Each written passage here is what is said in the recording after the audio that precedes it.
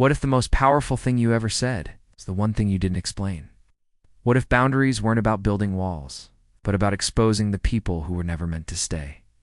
Why does no feel like betrayal when it's actually the beginning of self-respect?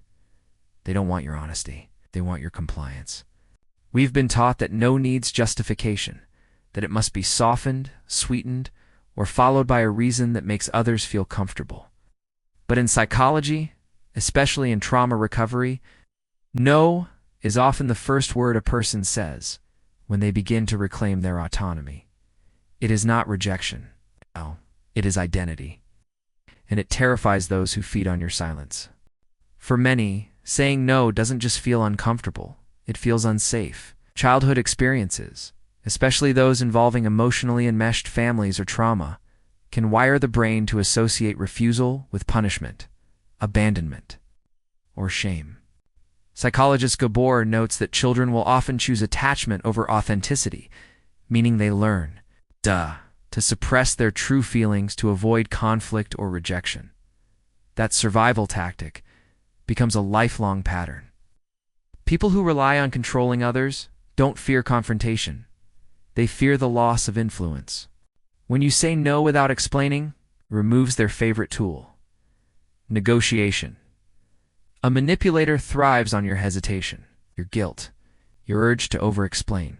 The second you strip all that away, they're left with nothing to grab onto. Consider this. You decline an invitation. You say simply no.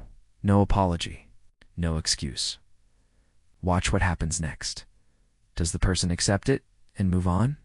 Or do they demand a reason? Passive-aggressively guilt you, say you've changed. That's not about your boundary. It's about their entitlement.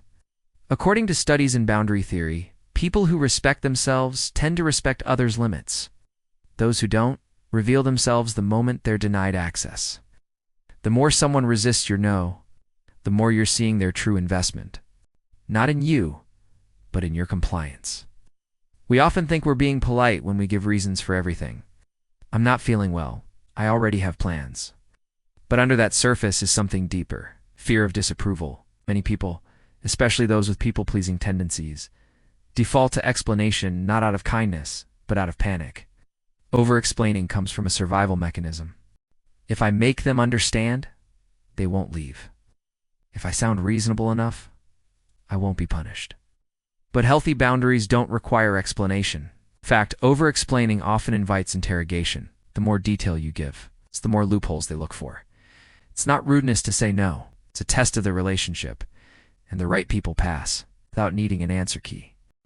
The fear of saying no often stems from the belief that it will destroy the relationship. But here's the truth. It doesn't destroy anything real. It destroys illusions. If your no ends something, it wasn't yours to keep. Boundaries are diagnostic. They don't push people away. They expose who's been pulling you apart. Real relationships survive boundaries. They bend, adapt. If a single act of saying no causes someone to ghost you, berate you, or turn others against you, they were never here for you. They were here for the version of you that didn't fight back. This is why boundaries are feared in manipulative dynamics. They close the door on roles you were never meant to play. Yes, keeps you connected, but no, makes you distinct.